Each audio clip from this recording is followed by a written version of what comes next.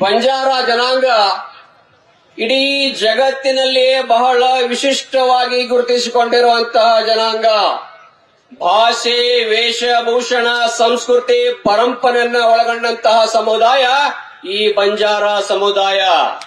ಏನ್ 12ನೇ ಶತಮಾನದ ಶಿವಶರಣರೇನು ಹಾಕಿಕೊಟ್ಟಂತಹ ಮಾರ್ಗ, ಕಾಸಿ ಕಾಸಿ ಕಮ್ಮಾರನಾದ, ಹಾಸನಿಕ್ಕಿ ಸಾಲಿಗನಾದ, ವೇದವನೋದಿ ಹಾರವನಾದ, ಕಾಯಕವನ್ನೇ ಮಾಡಿ ಕೈಲಾಸವನ್ನ ಕಂಡಂತವರು, ಏನು ಸಂತ ಸೇವಾಲಾಲ್ ಮಹಾರಾಜರು, ನೀಲಾಸಾದ್ ಮಹಾರಾಜರು ಏನು ಮಾರ್ಗದರ್ಶನವನ್ನ ಕೊಟ್ಟವರು, ಯಾವ ರೀತಿ ಮಾರ್ಗದರ್ಶನವನ್ನ ಇವರು ಪಡೆದುಕೊಂಡಂತಹ ಜನಾಂಗ ಅಂದ್ರೆ ಬಂಜಾರ ಸಮುದಾಯ ಬಡಿದು ಬದುಕುವಂತ ಸಮುದಾಯವಲ್ಲ, ಬಂಜಾರ ಸಮುದಾಯ ದುಡಿದು ಬದುಕುವಂತ ಸಮುದಾಯವೇ ಈ ಬಂಜಾರ ಸಮುದಾಯ. ಮಾನ್ಯರೇ, ಸ್ವತಂತ್ರದ ಪೂರ್ವದಲ್ಲಿ ಬ್ರಿಟಿಷರು ಈ ಸಮುದಾಯದ ಮೇಲೆ ಬಹಳ ಅನ್ಯಾಯ ದೌರ್ಜನ್ಯವನ್ನ ಮಾಡಿದರು. 1871ರಲ್ಲಿ ಈ ಸಮುದಾಯದ ಮೇಲೆ ಕ್ರಿಮಿನಲ್ ಟ್ರ್ಯಾಪ್ ಆಕ್ಟ್ ಅನ್ನು ಹೇರ್ತಾರೆ. ಅಪರಾಧಿ ಬುಡಕಟ್ಟ ವರ್ಗ ಅಂತೇಳಿ ಆರೋಪವನ್ನ ಮಾಡಿ ಈ ಬಂಜಾರ ಜನಾಂಗವನ್ನ ಗ್ರಾಮ ಬಂದಿ, ರೋಡ್ ಬಂದಿ, ತಾಂಡಾ ಬಂದಿಗಳನ್ನಾಗಿ, ರಸ್ತೆ ಬಂದಿಗಳನ್ನಾಗಿ ಮಾಡಿ ನಮಗೆ ಆರೋಪದಲ್ಲಿಟ್ಟಿರುತ್ತಾರೆ. ವಿಪರ್ಯಾಸ ಅಂದ್ರೆ ಬ್ರಿಟಿಷ್ ಅಧಿಕಾರಿಗಳನ್ನ ಕಟ್ಟಿಗೆಯಿಂದ ಸಾಯಿಸಿದ್ದನ್ನು ಕೂಡ ಸುವರ್ಣಾಕ್ಷರದಲ್ಲಿ ಬರೆದಿದ್ದಾರೆ. ಬ್ರಿಟಿಷ್ ಅಧಿಕಾರಿಗಳನ್ನ ಖಡ್ಗದಿಂದ ಅವರ ರುಂಡವನ್ನ ಚೆಂಡಾಡಿದ್ದನ್ನು ಕೂಡ ದಾಖಲೆಯನ್ನ ಮಾಡಿದ್ದಾರೆ. ಬ್ರಿಟಿಷ್ ಅಧಿಕಾರಿಗಳನ್ನ ಬಂದೂಕಿನ ಗೋಲಿಯಿಂದ ಶೂಟ್ ಮಾಡಿದನ್ನು ಕೂಡ ದಾಖಲೆ ಮಾಡಿದ್ದಾರೆ. ಆದರೆ ಬಂಜಾರ ಬಂಧುಗಳು ಹಾಗಲ್ಲ, ಕೇವಲ ಕೈಯನ್ನೇ ಅಸ್ತ್ರವನ್ನಾಗಿ ಮಾಡಿ ಅನೇಕ ಬ್ರಿಟಿಷ್ ಅಧಿಕಾರಿಗಳ ಕತ್ತನ್ನೇ ಹೆಚ್ಚಿಕೊಂಡು ದೇಶ ಪ್ರೇಮವನ್ನು ಬಿಂಬಿಸಿದವರೇ ಈ ಬಂಜಾರ ಬಾಂಧವರು. ಅಂತಹ ಬಂಜಾರ ಸಮುದಾಯದ ಮೇಲೆ ಸ್ವತಂತ್ರ ಬಂದ ನಂತರ ದಿನಮಾನದಲ್ಲಿ ಅನೇಕ ತಾಂಡಾಗಳಲ್ಲಿ ಸರಿಯಾದ ರಸ್ತೆಗಳಿಲ್ಲ, ಕುಡಿಯುವ ನೀರಿನ ಸಮಸ್ಯೆ, ಹೊಟ್ಟೆ ಪಾಡಿಗಾಗಿ ಈ ಬಂಜಾರ ಜನಾಂಗ ಗೋವಾ, ಮಹಾರಾಷ್ಟ್ರ, ಆಂಧ್ರದ ಕಡೆಗೆ ಕಬ್ಬು ಕಟಾವಿಗೆ ಹೋಗ್ತಾರೆ. ಕಬ್ಬು ಕಟಾವಿಗೆ ಹೋದಾಗ ಅನೇಕ ಮಕ್ಕಳ ಟ್ರ್ಯಾಕ್ಟರ್ ಟ್ರಾಲಿ ಹರಿದು ಅನೇಕ ಮಕ್ಕಳು ದುರ್ಮರಣವನ್ನಾಗಿದ್ದಾರೆ. ಅಷ್ಟೇ ಅಲ್ಲ, ಕಾಫಿ ತೋಟಗಳಲ್ಲಿ ನಮ್ಮ ಸಹೋದರಿಯರು ಜೀತದಾಳಾಗಿ ದುಡಿಯುವಂತ ಕಾಫಿ ತೋಟಗಳಲ್ಲಿ ಬಂಜಾರ ಹೆಣ್ಣು ಮಕ್ಕಳ ಮೇಲೆ ಅತ್ಯಾಚಾರಗಳು ನಡೀತಾ ಇದ್ದಾವೆ. ಎದ್ದಗಳಿಗೆ ನಾವು ಪೇಪರ್ನಲ್ಲಿ ಓದ್ತೀವಿ, ತುತ್ತು ಹಣ್ಣಕ್ಕಾಗಿ ಬಂಜಾರ ಮಕ್ಕಳ ಮಾರಾಟ ಅಂತ ಹೇಳಿ ಬರ್ತಾ ಇದೆ. ಇಂತಹ ಎಲ್ಲಾ ಸಮಸ್ಯೆಗಳು ಜೀವಂತವಾಗಿರುವಾಗ ಒಳ ಮೀಸಲಾತಿಯನ್ನ ತರುವುದು ಇದು ಯಾವುದು ನ್ಯಾಯವಲ್ಲ ಎಂಬ ಮಾತನ್ನ ಮಾನ್ಯ ಮುಖ್ಯಮಂತ್ರಿಗಳ ಗಮನಕ್ಕೆ ತರ್ತಾ ಇದ್ದೀನಿ. ಮಾನ್ಯ ನಾಡಿನ ದೊರೆಗಳು ನಮ್ಮ ಮನೆಗೆ ಬಂದಿದ್ದಾರೆ. ಸಾಹೇಬ್ರೆ, ಅನೇಕ ಸಮಸ್ಯೆಗಳು ಜೀವಂತವಾಗಿರುವಾಗ ಈ ನ್ಯಾಯಮೂರ್ತಿ ನಾಗಮೋಹನ್ ದಾಸ್ ಅವರ ವರದಿ ಕೇವಲ 5 ವರ್ಷದಲ್ಲಿ ಮಾಡಿದಂತ ವರದಿ, ಆ ವರದಿಯಲ್ಲಿ ಒಳ ಮೀಸಲಾತಿಯನ್ನ ಮಾಡಿದರೆ ಈ ಸಮುದಾಯಕ್ಕೆ ಅನ್ಯಾಯವಾಗತ್ತೆ. ನಾವು ನಿಮ್ಮ ಹತ್ರ ನಮ್ಮ ಶಕ್ತಿ ಪೀಠದ ಪರವಾಗಿ ಏನು ಕೇಳ್ಕೊಳ್ತಾ ಇದ್ದೀವಿ ಅಂದ್ರೆ, ಈ ಬಂಜಾರ ಜನಾಂಗಕ್ಕೆ, ಈ ಬಂಜಾರ ಸಮುದಾಯಕ್ಕೆ ಮೀಸಲಾತಿಯ ಜೀವನವನ್ನ ಕೊಡ್ರಿ, ನಾವು ನಿಮಗೆ ಜೀವವನ್ನೇ ಕೊಡಲು ಸಿದ್ಧರಿದ್ದೇವೆ ಎಂಬ ಮಾತನ್ನು ಹೇಳಕ್ಕೆ ಇಚ್ಛೆಯನ್ನು ಪಡ್ತೀನಿ ಬಂಧುಗಳು. ಯಾಕಂದರೆ ಬಂಜಾರ ಸಮುದಾಯ ಬಹಳ ಸ್ವಾಭಿಮಾನಿ ಸಮುದಾಯ.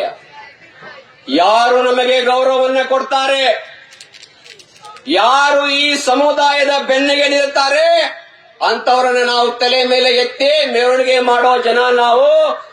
ಯಾರು ನಮ್ಮನ್ನ ತುಳಿತಾರೆ ಅಂತವ್ರನ್ನ ನಾವು ತುಳಿದೇ ತುಳಿತೆಂಬ ಎಚ್ಚರಿಕೆಯ ಸಂದೇಶವನ್ನು ಕೊಡುವರು ನಾವು. ಯಾಕೆ ಈ ಮಾತನ್ನ ಹೇಳ್ತಾ ಇದ್ದೀನಿ ಅಂದ್ರೆ, ಸೂರ್ಯ ಹುಟ್ಟೋದು ಪೂರ್ವ ದಿಕ್ಕಿನಿಂದ ಎಷ್ಟು ಸತ್ಯವಿದೆಯೋ, ಸೂರ್ಯ ಹುಟ್ಟೋದು ಪೂರ್ವ ದಿಕ್ಕಿನಿಂದ ಎಷ್ಟು ಸತ್ಯವಿದೆಯೋ, ಅದೇ ರೀತಿಯಾಗಿ ಅಧಿಕಾರದಲ್ಲಿ ಕೂರಬೇಕಾಗಿದ್ದಂತ ಹಿಂದಿನ ಸರ್ಕಾರ ಅಧಿಕಾರವನ್ನ ಕೈಬಿಡಲು ನಿಜವಾದ ಕಾರಣಕರ್ತರು ಯಾವ್ದಾದ್ರು ಆಗಿದ್ರೆ ಅದು ಲಂಬಾಣಿ ಸಮುದಾಯ ಕೂಡ ಅಷ್ಟೇ ಸತ್ಯ. ಅದಕ್ಕೆ ಈ ಸಮುದಾಯದ ಹಿತವನ್ನು ತಾವು ಕಾಪಾಡಬೇಕು. ಮಾತೆ ಇಂದಿರಾ ಗಾಂಧಿಯವರಿದ್ದಾಗ, ಮಾಜಿ ಪ್ರಧಾನಮಂತ್ರಿಗಳಿದ್ದಾಗ ಉಳುವವನೇ ಹೊಲದೊಡೆಯ ಅಂತೇಳಿ ತಗೊಂಡು ಬಂದಿದ್ದು ನಿಮ್ಮದೇ ಸರ್ಕಾರ. ಅದ ನಂತರದಲ್ಲಿ ವಾಸಿಸುವವನೇ ಮನೆ ಒಡೆಯ ಅಂತ ಹೇಳಿ ತೆಗೆದುಕೊಂಡು ಬಂದಿದ್ದು ಕೂಡ ತಮ್ಮದೇ ಕೂಡ. ಆದರೆ ವಿಪರ್ಯಾಸ ಅಂದ್ರೆ ಹೇಳ್ಬೇಕಂದ್ರೆ ನಮ್ಮ ಏನು ಹಿರಿಯರು ಪೂರ್ವಜರು ಕಟ್ಟಿದಂತ ತಾಂಡ ಇವತ್ತು ನಮ್ಮ ಹೆಸರಿನಲ್ಲಿಲ್ಲ. ನಮ್ಮ ಪೂರ್ವಜರು ವಾಸ ಮಾಡ್ತಿರುವಂತ ಮನೆ ನಮ್ಮ ಹೆಸರಿಗೆ ಆಗಿಲ್ಲ.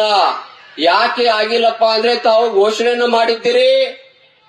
ಈ ನೀಲಾನಗರ ತಾಂಡ 50% ಭಾಗ ಅರಣ್ಯ ಭೂಮಿಯನ್ನ ಆಯ್ದುಕೊಂಡಿರುವಂತಹ ಪ್ರದೇಶ. ದಯಾಳುಗಳಂತ ತಾವುಗಳು ಈ ಜನಾಂಗಕ್ಕೆ ಅರಣ್ಯ ಭೂಮಿಯಿಂದ ನಿವೇಶನವನ್ನ ಕಟ್ಟಿಕೊಂಡು ತಾವು ಅನುಕೂಲವನ್ನ ಮಾಡಿಕೊಡಬೇಕೆಂಬ ಮನವಿಯನ್ನ ಸಲ್ಲಿಸುವ ಜೊತೆಗೆ ಉತ್ತರ ಕರ್ನಾಟಕ ಭಾಗ, ಮುಂಬೈ ಕರ್ನಾಟಕ ಭಾಗ, ಹೈದರಾಬಾದ್ ಕರ್ನಾಟಕ ಭಾಗದ ಆರಾಧ್ಯ ಪೀಠವಾಗಿರುವಂತಹ ಈ ಶಕ್ತಿ ಪೀಠದ ಅಭಿವೃದ್ಧಿಗೆ ತಾವು ಗಮನವನ್ನು ಹರಿಸಬೇಕು. ಹಾಗೂ ಎಲ್ಲಿಯ ತನಕ ನೀವು ನಮ್ಮ ಜೊತೆಗಿರ್ತೀರಿ, ಎಲ್ಲಿಯ ತನಕ ನೀವು ನಮಗೆ ತೋಳದಲ್ಲಿ ಶಕ್ತಿಯನ್ನ ಕೊಡ್ತೀರಿ, ಅಲ್ಲಿಯ ತನಕ ಇಡೀ ಬಂಜಾರ ಸಮುದಾಯ ನಿಮ್ಮ ಜೊತೆಗೆ ಸದಾಕಾಲ ಇದ್ದೇ ಇರುತ್ತೆ ಅನ್ನೋ ಮಾತನ್ನ ಹೇಳಿ ಚುನಾವತರಾಗಿ ಸಿದ್ಧರಾಗಿರುವಂತಹ ಆತ್ಮೀಯರು, ಮಠದ ಪರಮ ಶಿಷ್ಯರಾಗಿರುವಂತಹ ಉಮೇಶ್ ಹುಲ್ಲಪ್ಪ ಮೇಟಿ ಸಾಹೇಬರು, ಬಹುಶಃ HY ಮೇಟಿ ಸಾಹೇಬರನ್ನ ನಾವೆಲ್ಲರೂ ಕೂಡ ಬಹಳ ಹತ್ತಿರವಾಗಿ ಗಮನಿಸಿದ್ದೇವೆ. ಹೋದ ಸಾರಿ ಚುನಾವಣೆ ಬಂದಾಗ ಮಠದ ಮುಂದೆನೆ ಮಾತಾಡಬೇಕಾದ್ರೆ ಒಂದು ವಿಷಯವನ್ನ ತಮ್ಮ ಗಮನಕ್ಕೇನೆ ಹರಿಸಿದ್ದೆ. ಮೇಟಿ ಸಾಹೇಬರನ್ನ ಕುರುಬ ಸಮುದಾಯಕ್ಕೆ ಸೀಮಿತ ಮಾಡಬೇಡಿ, ಮೇಟಿ ಸಾಹೇಬರು ಯಾವುದಾದರೂ ಸಮುದಾಯ ಅಂತ ಕೇಳಿದ್ರೆ ಅದು ಬಂಜಾರ ಸಮುದಾಯ ಅಂತೇಳಿ ಮಾಡಿ ಅವರಿಗೆ ಅಂತ ಹೇಳಿದ್ದೆ. ಅದೇ ಆದೇಶ ಪ್ರಕಾರ ಮಾಡಿರಿ.